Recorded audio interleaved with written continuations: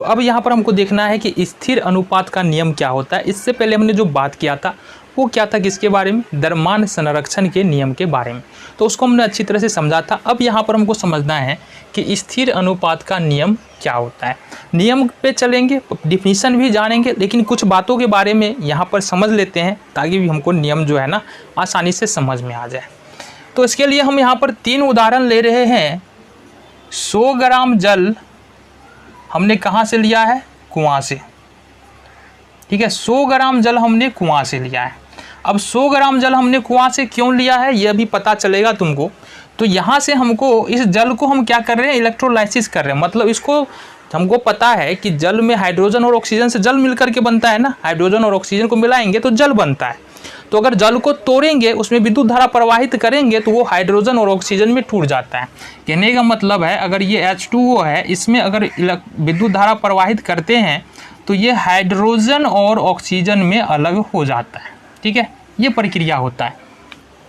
तो प्रैक्टिकली जब हम करेंगे, प्रायोगिक रूप से जब हम इस काम को करेंगे ना, तो हमको हाइड्रोजन अलग मिल जाएगा और ऑक्सीजन अलग मिल जाएगा। अभी के लिए सिर्फ इतना समझो। तो हमने 100 ग्राम जल कुआं से लिया और इसको इलेक्ट्रोलाइसिस किया। ठीक है, यानी कि हाइड्रोजन और ऑक्सीजन को हमने अलग किया। तो यहाँ पर हमको 11 ग्राम यहाँ से जो मिल रहा है ना, हमको 11 ग्राम मिल रहा है हाइड्रोजन, 11 ग्राम हाइड्रोजन मिल रहा है और 89 ग्राम हमको यहाँ से ऑक्सीजन मिल रहा है। बात को समझो। अब अगर यहाँ पर हम बात कर ले कि हाइड्रोजन और ऑक्सीजन का अनुपात क्या है, हाइड्रोजन और ऑक्सीजन का अनुपात क्या है, तो लगभग ये कितना निकलेगा, 1:8। 11 8 88, लगभग 1:8 ही आएगा। ठीक है, पहली बात समझो। दूसरा उदाहरण में हम क्या कर रहे हैं, चलो 500 ग्राम जल जो है हमने तालाब से लिया है। ठीक है, कहाँ से लिया है, 500 ग्राम जल हमने तालाब से लिया है। अब इसका भी हम इलेक्ट्रोलाइसिस कर रहे हैं, मतलब इसको भी हमको हाइड्रोजन और ऑक्सीजन में इसको अलग करना है। अब जब इसको हाइड्रोजन और ऑक्सीजन में अलग करेंगे 500 ग्राम जल को, ठीक है, तो यहाँ से हमको क्या मिलने वाला है, यहाँ पर हाइड्रोजन मिल जाएगा हमारे पास। हाइड्रोजन जो मिलेगा वो मिलेगा कितना, 55.5 ग्राम। और अगर ऑक्सीजन की बात करेंगे, ऑक्सीजन की बात करेंगे तो ये मिल जाएगा 444.5 ग्राम। ठीक है, ये हमको हाइड्रोजन ऑक्सीजन मिल रहा है।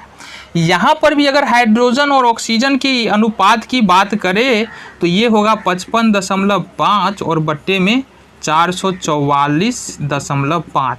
इसको काटेंगे तो ये भी निकल के आ रहा है 1/8, तो ये निकल के आएगा 1:8। यहाँ से भी निकल के आ रहा है। बातें समझ में आ रही, चलो बहुत बढ़िया। तीसरा उदाहरण भी है हमारे पास। तीसरा उदाहरण में हमने क्या किया है, 1008 ग्राम जल जो है वो लाया हमने समुद्र से, सी से, समुद्र से ले लिया। अब इसको इलेक्ट्रोलाइसिस करेंगे, यानी इसमें विद्युत धारा प्रवाहित करेंगे, फिर ये ऑक्सीजन और हाइड्रोजन में क्या हो जाएगा, अलग हो जाएगा।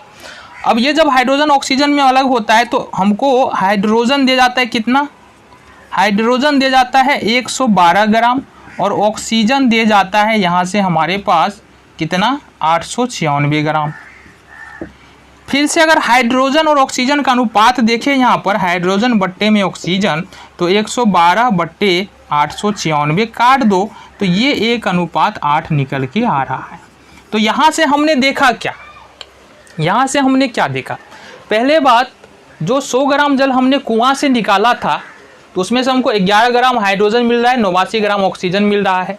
हाइड्रोजन ऑक्सीजन का अनुपात जो है, चूंकि दो तत्वों से मिलकर के जल बन रहा है, तो हाइड्रोजन और ऑक्सीजन का अनुपात कितना है हमारा, 1:8 निकल के आ रहा है। दूसरा जल हमने लिया था 500 ग्राम जल तालाब से लिया था। यहाँ पर हमने जब इसको इलेक्ट्रोलाइसिस किया, यानी कि हाइड्रोजन और ऑक्सीजन में अलग किया, तो यहाँ पर हाइड्रोजन मिल रहा है 55.5 ग्राम और ऑक्सीजन मिल रहा है 444.5 ग्राम। यहाँ पर हाइड्रोजन और ऑक्सीजन का अनुपात लेते हैं तो ये भी निकल के आता है 1:8 ग्राम। यहाँ पर देखो 1008 ग्राम जल हमने समुद्र से लिया और यहाँ पर अगर इसको इलेक्ट्रोलाइसिस करते, यानी इसमें विद्युत धारा प्रवाहित करते, तो ये भी हाइड्रोजन और ऑक्सीजन में अलग होगा। इस स्थिति में हमको हाइड्रोजन मिल रहा है 112 ग्राम, ऑक्सीजन मिल रहा है 896 यानी 896 ग्राम। और इस स्थिति में हाइड्रोजन और ऑक्सीजन के बीच में जो अनुपात निकल रहा है वो निकल के आ रहा है 1:8। यानी कि कहने का मतलब क्या है, जल को तुम कहीं से लेकर के आओ और उसको हाइड्रोजन ऑक्सीजन में अलग करो तो उसमें जो अनुपात होगा हाइड्रोजन और ऑक्सीजन का है ना, जो द्रव्यमान का अनुपात होगा, जो भार का अनुपात होगा, वो हमेशा 1:8 ही रहने वाला है और इसी को बोलते हैं स्थिर अनुपात का नियम। यानी कि किसी भी रासायनिक यौगिक में उसके अवयवी तत्वों का भार हमेशा एक निश्चित अनुपात में रहता है। यही होता है ना, जैसे हाइड्रोजन है, हाइड्रोजन का अवयवी कौन है, यहाँ पर जल है। जल किन किन तत्वों से मिलकर के बना है, हाइड्रोजन और ऑक्सीजन से मिलकर के बना है। हाइड्रोजन और ऑक्सीजन में कितने का अनुपात है, जल के केस में देखेंगे हाइड्रोजन और ऑक्सीजन के कितने का अनुपात है, 1:8 का अनुपात है।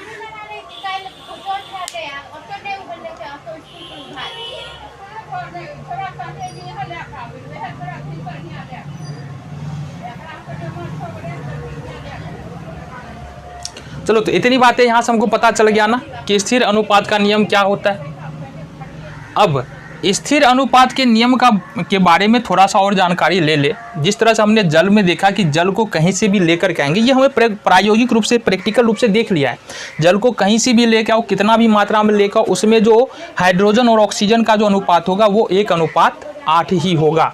इसी तरह से तुम अगर अमोनिया की बात करते हो, अमोनिया जो कि NH3 फॉर्मूला होता है, इसमें नाइट्रोजन का 14 भाग होता है और हाइड्रोजन का 3 भाग होता है, मतलब 14:3 अनुपात में ये अमोनिया में नाइट्रोजन और हाइड्रोजन होता है। अब हमारे पास अगर ये समझ में आ गया हो तो हमारे पास क्या है, एक क्वेश्चन है, लेकिन उससे पहले एक बार और हम स्थिर अनुपात के नियम के डिफिनीशन को देख लेते हैं। क्या कहता है स्थिर अनुपात के नियम की डिफिनीशन? किसी भी रासायनिक यौगिक में उसके अवयवी तत्वों का भार हमेशा एक निश्चित अनुपात में होते हैं।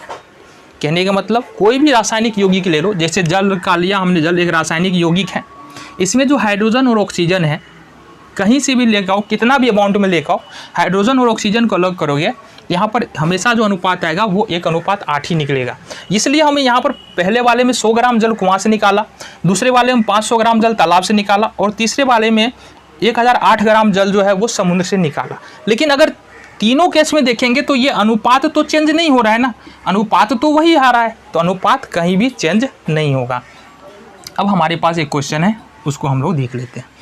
कह रहा है द्रव्यमान के अनुसार हाइड्रोजन और ऑक्सीजन 1:8 के अनुपात में संयोग कर जल बनाते हैं। ये तो फैक्ट है कि अगर हम सॉल्यूशन देख लेते हैं यहाँ से कि हाइड्रोजन और ऑक्सीजन को तुम मिलाओगे तो बनेगा जल, लेकिन किस अनुपात में, 1:8 के अनुपात में मिलाते हैं। अब अपने पास 3 ग्राम हाइड्रोजन गैस है तो ऑक्सीजन कितना चाहिए ताकि पूरा हमारा यौगिक बन जाए, है ना, मतलब हाइड्रोजन नहीं बचना चाहिए। तो यहाँ पर हमको क्या पता है, 1 ग्राम हाइड्रोजन के लिए 8 ग्राम ऑक्सीजन चाहिए। ऑक्सीजन चाहिए कि नहीं चाहिए, ऑक्सीजन चाहिए। इसलिए 3 ग्राम हाइड्रोजन के लिए 3 × 8 = 24 ग्राम हमको यहाँ पर ऑक्सीजन चाहिए होगा। ये अपना आंसर आ गया। तो देखो द्रव्यमान संरक्षण का नियम तुमको समझ में आ गया होगा, आया कि नहीं आया?